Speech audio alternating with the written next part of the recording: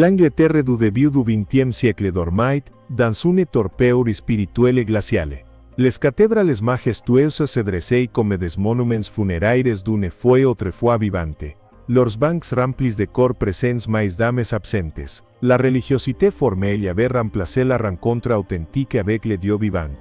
Les prédicateurs prechaient des sermons polis et civilisés, soigneusement préparés pour ne offenser personne, pour ne déranger aucune conscience endormie. Les hymnes résonnaient dans des sanctuaires ornés, mais le ciel restait fermé, sourd aux liturgies répétées mécaniquement. C'était une époque où l'Église avait perdu sa puissance, où le surnaturel était relégué aux pages poussiéreuses de l'histoire biblique, comme si Dieu lui-même s'était retiré dans un silence éternel.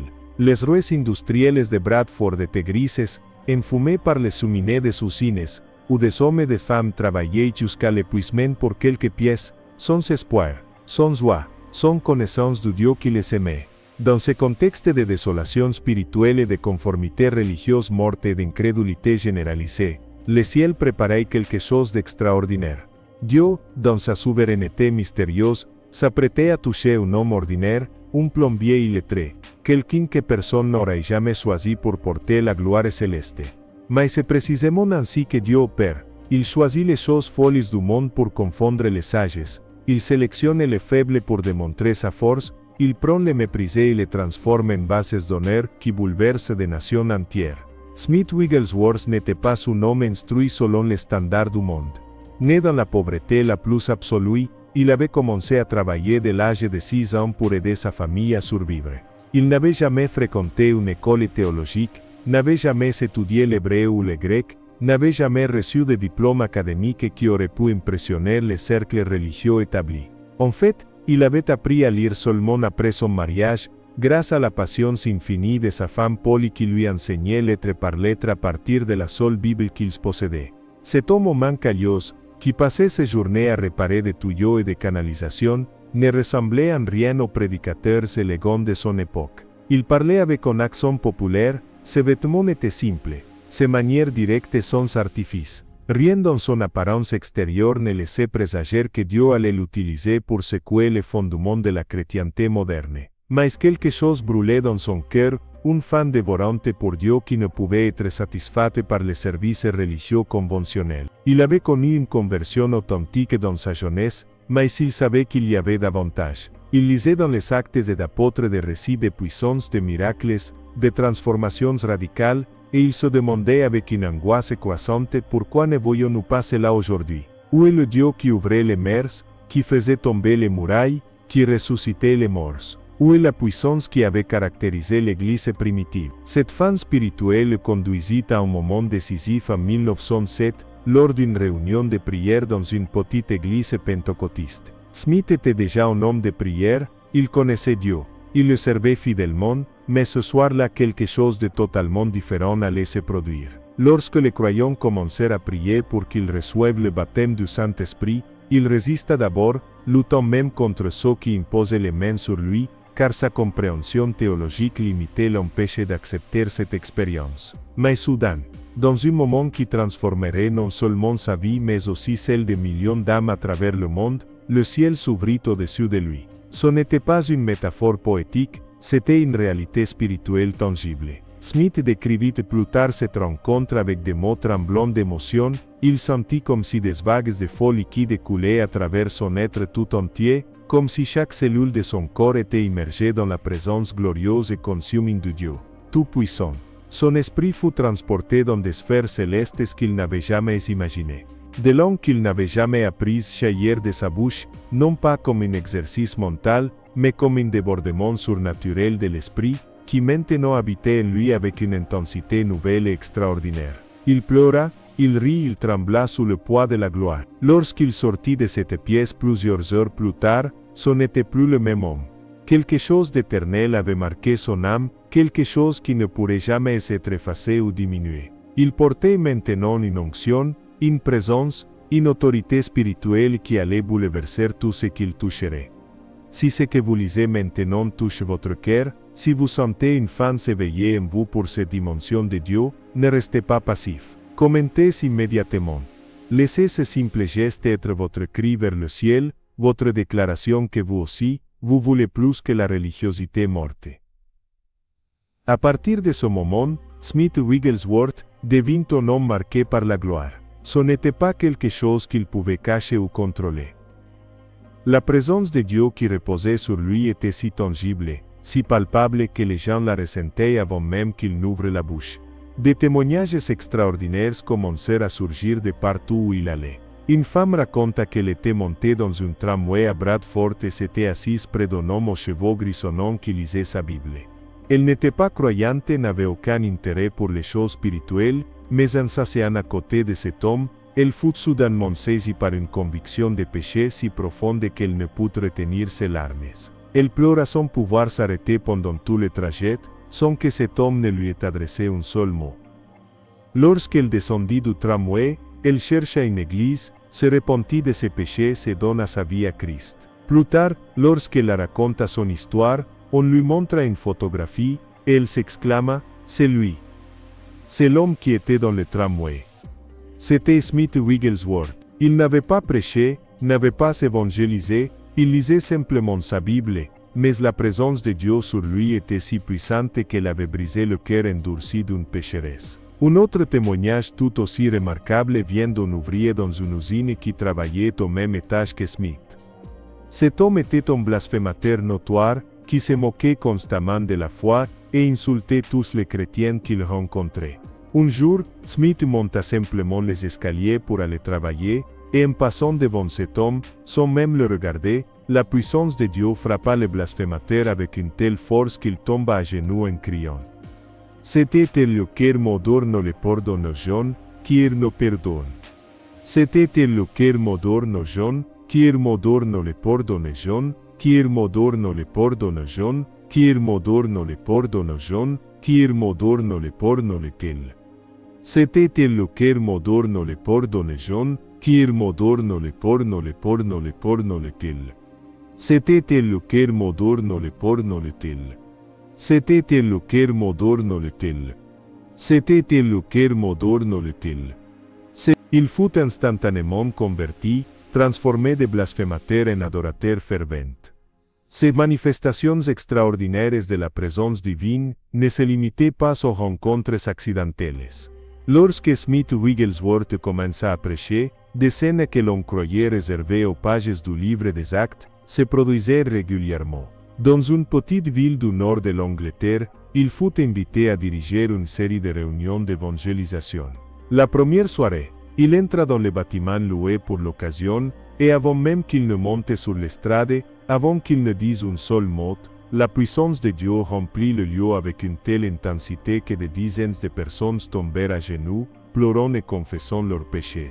Le silence stupéfait fut brisé par des cris de repentance, des sanglots de conviction, des voix s'élevant en prière désespérée pour le salut. Smith n'eut même pas besoin de prêcher ce soir-là. Le Saint-Esprit avait pris le contrôle de la réunion, et des âmes furent sauvées par dizaines simplement parce que la gloire de Dieu avait envahi l'atmosphère. Les réunions continuèrent pendant des semaines, et chaque soir apportait de nouveaux miracles, de nouvelles conversions, de nouvelles guérisons. Les aveugles recouvraient la vue, les sourds entendaient, les paralytiques marchaient, les démons étaient chassés avec une autorité qui terrifia les forces des ténèbres. Mais plus extraordinaire encore que les guérisons physiques était la transformation de cœurs. Des alcooliques invétérés étaient délivrés instantanément, des prostituées abandonnaient leur vie de péché et trouvaient la pureté en Christ, des hommes durs et violents devenaient doux comme des agneaux. La ville entière était secouée. On parlait de Wigglesworth dans les pubs, dans les marchés, dans les usines. Certains le bénissaient, d'autres le maudissaient, mais personne ne pouvait l'ignorer. Mais l'événement le plus extraordinaire, celui qui fait l'objet de notre récit aujourd'hui, se produisit lors d'une campagne d'évangélisation dans une ville côtière d'Angleterre. Smith avait été invité par un groupe de croyants désespérés qui suppliaient Dieu d'envoyer un réveil dans leur région. La ville était connue pour sa froideur spirituelle, son scepticisme envers les choses de Dieu, et sa résistance à l'évangile. Les églises existaient, mais elles étaient pratiquement vides, leurs membres étaient froids et formalistes. Smith et le péché régnaient ouvertement dans les rues. La débauche, l'ivrognerie, la violence et l'immoralité étaient monnaie courante. Le pasteur local, découragé de son vision, avait pratiquement abandonné l'espoir de voir un changement. Lorsque Smith arriva, il évalua immédiatement la situation spirituelle. Il sentait l'oppression démoniaque qui pesait sur la ville comme un voile épais et suffocant. Il savait qu'une simple prédication ne suffirait pas. Ce qu'il fallait, c'était une intervention divine directe, une démonstration de la puissance de Dieu qui briserait toute incrédulité et ouvrirait les yeux aveugles. Smith se retira alors dans sa chambre d'hôtel et commença à jeûner et à prier avec une intensité féroce. Il passa des jours entiers à genoux, pleurant devant Dieu, intercédant pour les âmes perdues de cette ville, réclamant une visitation céleste. Il criait, il gémissait, il luttait dans l'esprit contre les principautés et les puissances qui tenaient cette région captive. Sa prière n'était pas polie ou théologique, c'était un combat spirituel brutal et désespéré. Il citait les promesses de Dieu, il réclamait les âmes en don de Jésus, il refusait de lâcher prise jusqu'à ce que le ciel réponde. Le soir de la première réunion, lorsque Smith monta sur l'estrade devant une foule sceptique et curieuse qui était venue davantage pour se divertir que pour rencontrer Dieu, quelque chose d'extraordinaire se produisit. Il ouvrit sa bouche pour prêcher, mais avant qu'il ne puisse prononcer plus de quelques phrases, la gloire de Dieu descendit sur le lieu comme un nuage visible et tangible. Ce n'était pas une figure de style. Plusieurs témoins oculaires décrivirent plus tard avoir littéralement vu une brume lumineuse remplir le bâtiment. L'atmosphère devint électrique, chargée d'une présence divine si intense que certaines personnes avaient du mal à respirer. Puis, comme si un barrage avait cédé dans les cieux, le Saint-Esprit se déversa sur l'assemblée avec une puissance irrésistible. Des hommes et des femmes qui étaient venus par simple curiosité furent soudainement terrassés par la conviction des péchés. Ils tombèrent à genoux, puis sur leur face, criant à Dieu de les pardonner. Des pécheurs endurcis qui n'avaient pas prié depuis des décennies se retrouvèrent en train de supplier Christ de les sauver. Des larmes coulaient comme des rivières. Des cris de repentance résonnaient dans toute la salle. Smith ne prêchait plus, il observait simplement avec un mélange de crainte et de joie l'œuvre souveraine de Dieu. Puis quelque chose d'encore plus extraordinaire commença à se produire. Des personnes qui n'avaient jamais entendu parler du baptême du Saint-Esprit, qui ne connaissaient rien de la doctrine pentecôtiste, commencèrent spontanément à parler en langues. Ce n'était pas organisé, ce n'était pas enseigné, c'était un déversement surnaturel direct du ciel. Une femme âgée qui n'avait jamais quitté sa ville, qui ne connaissait aucune langue étrangère, se mit soudainement à parler couramment en hébreu, louant Dieu avec des expressions que même elle ne comprenait pas. Un jeune homme qui avait été sauvé quelques minutes auparavant commença à prophétiser avec une autorité et une clarté qui stupéfièrent tous ceux qui l'entendaient. Des langues de feu semblaient reposer sur les têtes des croyants, exactement comme à la Pentecôte originelle. Si vous désirez ce feu, si vous voulez que Dieu fasse dans votre vie ce qu'il a fait dans cette ville, écrivez je vous dans les commentaires et priez avec sincérité maintenant. Ne laissez pas ce moment passer sans répondre à l'appel de Dieu sur votre cœur. La réunion se poursuivit toute la nuit. Personne ne voulait partir. Les gens restaient prostrés devant Dieu, certains priant, d'autres adorant, d'autres encore tremblant sous la puissance du Saint-Esprit. Lorsque l'aube se leva, plus d'une centaine de personnes avaient été sauvées, et presque toutes avaient été baptisées du Saint-Esprit avec l'évidence de langues. Mais ce n'était que le commencement.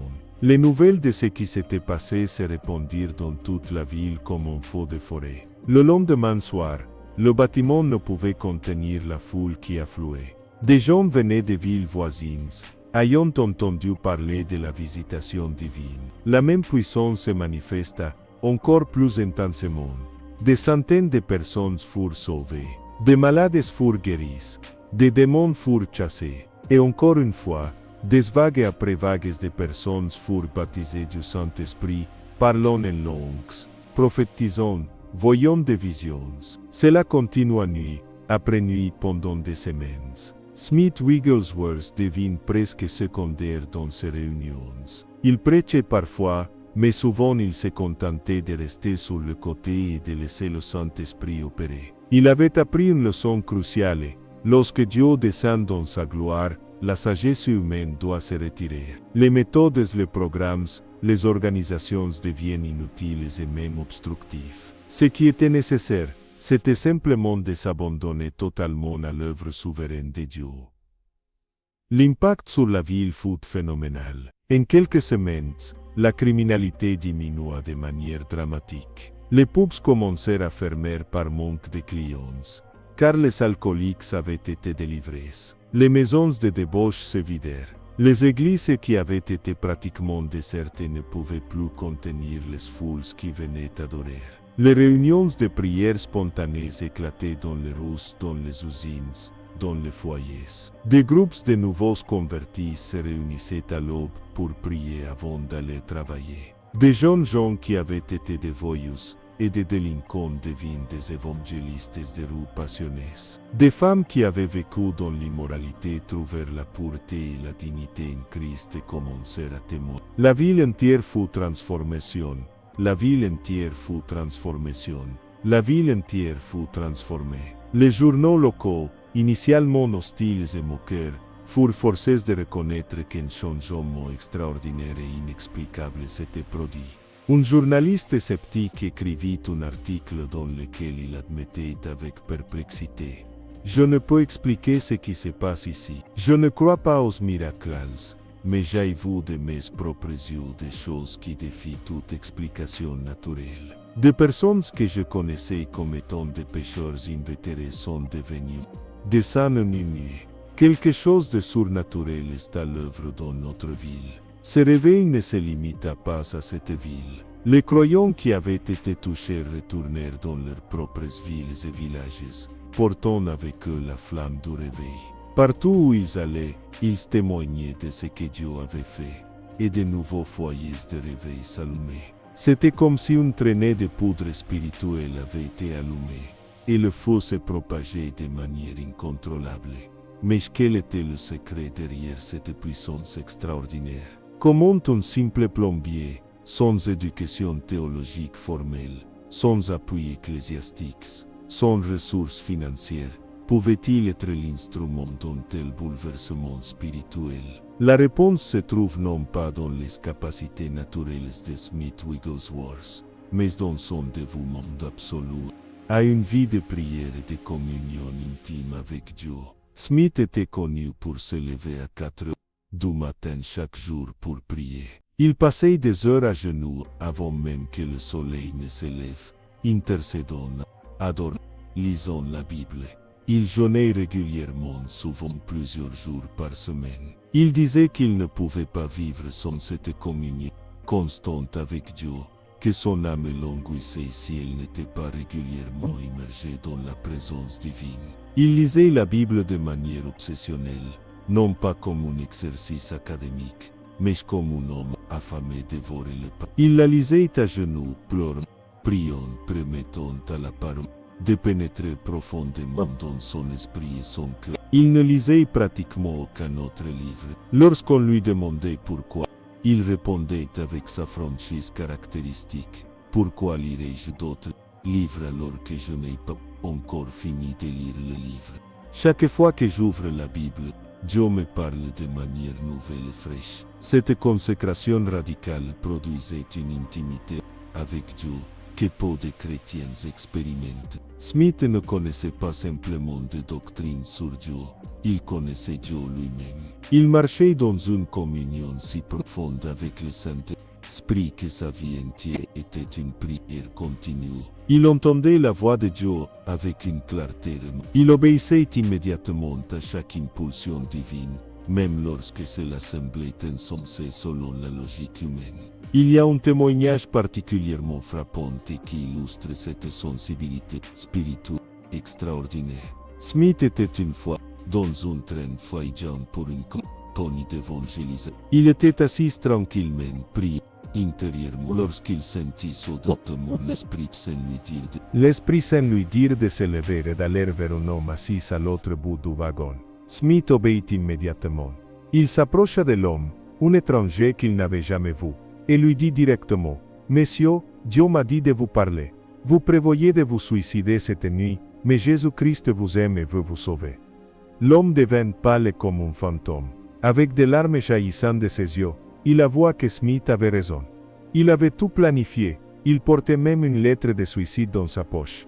Il était ruiné financièrement, sa famille l'avait abandonné, et il avait décidé d'en finir. Mais cette rencontre divine dans le train lui montra que Dieu le connaissait, se souciait de lui, et avait un plan pour sa vie. L'homme donna sa vie à Christ sur le champ, fut complètement transformé, et devint plus tard lui-même un prédicateur. Ce niveau de sensibilité spirituelle ne vient pas par accident. Il était le fruit d'une vie cachée avec Dieu, d'heures innombrables passées dans le secret, loin des regards humains, dans une communion profonde et brûlante avec le Père Céleste. Smith disait souvent que le problème de l'Église moderne n'était pas un manque de connaissances, mais un manque de présence. Les hommes veulent des diplômes et des titres, disait-il avec passion, mais Dieu veut des vases brisés et consacrés. Le monde n'a pas besoin de plus de théologiens. Il a besoin de plus d'hommes et de femmes qui connaissent Dieu, qui portent sa présence, qui marchent dans sa puissance. Il était impitoyable dans sa critique de la religiosité morte. Il ne supportait pas la tiédeur spirituelle, l'hypocrisie ou le formalisme. Il disait, vous pouvez avoir toute la théologie du monde et aller en enfer. Vous pouvez connaître la Bible par cœur et ne jamais connaître Dieu. Ce que Dieu cherche, ce ne sont pas des experts en religion, mais des âmes passionnées, brisées, assoiffées, qui le désirent plus que la vie elle-même. Ces paroles étaient comme des épées qui transperçaient le cœur de ceux qui les entendaient. Beaucoup étaient offensés par sa franchise brutale, mais ceux qui avaient une vraie faim spirituelle étaient éveillés et secoués de leur complaisance. Écoutez bien, si vous voulez continuer à recevoir des histoires comme celle-ci, des récits qui ne vous laisseront pas indifférents, qui allumeront un feu dans votre âme, et vous pousseront plus profondément dans la présence de Dieu, alors inscrivez-vous à cette chaîne maintenant, et activez la cloche de notification. Ne laissez pas passer une seule histoire qui pourrait transformer votre vie. Chaque semaine nous partageons des témoignages puissants de ce que Dieu a fait, et continue de faire. Votre abonnement n'est pas juste un clic, c'est une décision de rester connecté à ce qui nourrit votre foi, et maintient votre feu spirituel allumé. La vie de Smith Wigglesworth n'était pas sans opposition. Bien au contraire, il faisait face à une résistance constante et féroce de la part des structures religieuses établies. De nombreux pasteurs et dirigeants d'église le considéraient comme un fanatique dangereux. Il disait que ses enseignements sur le baptême du Saint-Esprit et les dons spirituels divisaient l'église. Il se moquait de ces manifestations surnaturelles, les attribuant à l'émotion ou pire, à la démonie. Ils fermaient les portes de leurs églises à son visage, refusant de lui permettre de prêcher. Des articles de journaux le dénonçaient, des théologiens écrivaient des traités contre ces doctrines. Des dénominations entières le condamnaient officiellement. Mais Smith ne fléchissait pas. Il n'argumentait pas, ne se défendait pas excessivement. Il continuait simplement à prêcher l'évangile avec puissance, et les miracles qui accompagnaient son ministère parlaient plus fort que toutes les critiques. Il disait, je ne discute pas avec les sceptiques, je leur montre Jésus. Lorsqu'ils voient les aveugles ouvrir leurs yeux, les paralytiques se lever et marcher, les démons chasser, les pécheurs transformés, alors ils n'ont plus d'arguments. Cette confiance inébranlable en la puissance de Dieu pour se valider elle-même était l'une des caractéristiques les plus remarquables de Smith. Il y eut un incident particulièrement mémorable où Smith fut invité à prêcher dans une grande église d'une ville importante. Le pasteur, un homme fier et éduqué, avait accepté l'invitation avec réticence, sous la pression de certains membres de son église qui avaient entendu parler de Wigglesworth. Le pasteur s'assit sur l'estrade avec une expression de dédain visible pendant que Smith commençait à prêcher. Smith, avec son style direct et son fioriture, prêchait la repentance, la foi et la puissance du Saint-Esprit. Le pasteur ne pouvait cacher son mépris pour ce plombier ignorant qui osait prêcher dans son église prestigieuse. Mais au milieu du sermon, la puissance de Dieu frappa le pasteur orgueilleux, avec une force terrifiante. Il tomba de sa chaise, s'écrasant au sol devant toute l'assemblée stupéfaite. Il commença à pleurer de manière incontrôlable, confessant son orgueil, son intellectualisme stérile, sa froideur spirituelle. Il supplia Dieu de le pardonner pour avoir méprisé l'œuvre du Saint-Esprit. Il fut baptisé de l'Esprit cette nuit-là, parla en langues, et devint par la suite un ardent défenseur du réveil pentecôtiste. Ce genre de confrontation divine se produisait régulièrement dans le ministère de Smith. Dieu lui-même défendait son serviteur, validant son message par des signes et des prodiges indéniables. Un autre aspect remarquable de la vie de Smith était sa foi audacieuse et presque téméraire. Il croyait littéralement chaque promesse de la Bible, sans le spiritualiser ou le relativiser. Jésus avait dit, « Celui qui croit en moi fera aussi les œuvres que je fais, et il en fera de plus grandes. » Smith prenait cela au pied de la lettre. Il s'attendait à voir des miracles chaque jour. Il priait pour les malades avec une autorité absolue, commandant aux maladies de partir au nom de Jésus, sans aucun doute ni hésitation. Il chassait les démons avec une hardise qui terrorisait le royaume des ténèbres. Il avait même ressuscité plusieurs personnes d'entre les morts, des cas documentés et vérifiés par de nombreux témoins. L'un des plus célèbres concerne sa propre femme Polly. Lorsqu'elle mourut, Smith refusa d'accepter cette réalité. Il se jeta sur son corps, commandant la mort de partir, ordonna à Polly de revenir. Elle ouvrit les yeux, se leva, et vécut encore plusieurs années. Quand elle mourut finalement une seconde fois, Smith, dans sa foi absolue, voulut encore la ressusciter, mais le Seigneur lui dit clairement que son temps sur terre était accompli et qu'elle devait partir pour être avec Christ. Smith accepta avec larmes, mais avec soumission à la volonté divine. Lorsque Smith, Wigglesworth s'est parti pour être avec le Seigneur en 1947, des milliers de personnes ont pleuré la perte d'un géant. Mais même dans la mort, son témoignage parle.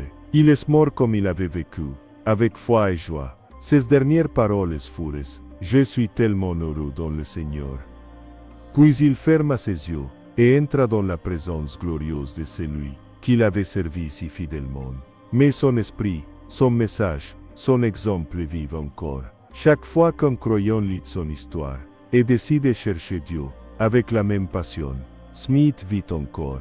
Chaque fois qu'une église abandonne la religion morte et crie à Dieu pour un réveil, Smith vit encore. Chaque fois qu'un prédicateur monte en chair, non pas avec des sermons éloquents, mais avec une onction fraîche du Saint-Esprit, Smith vit encore. Son héritage n'est pas dans des bâtiments ou des institutions, mais dans des cœurs enflammés, dans des vies transformées, dans un mouvement mondial de foi audacieuse et de puissance surnaturelle qui continue de s'étendre d'âge en âge. La ville qui commença à parler en langue sous sa prière n'était pas unique. C'était simplement un exemple de ce qui se passe lorsqu'un homme ou une femme de Dieu prie avec foi, vit dans la sainteté et s'attend à ce que Dieu se manifeste. La même chose peut se produire aujourd'hui, dans votre ville, dans votre église, dans votre propre vie. Les principes spirituels n'ont pas changé. Dieu n'a pas changé.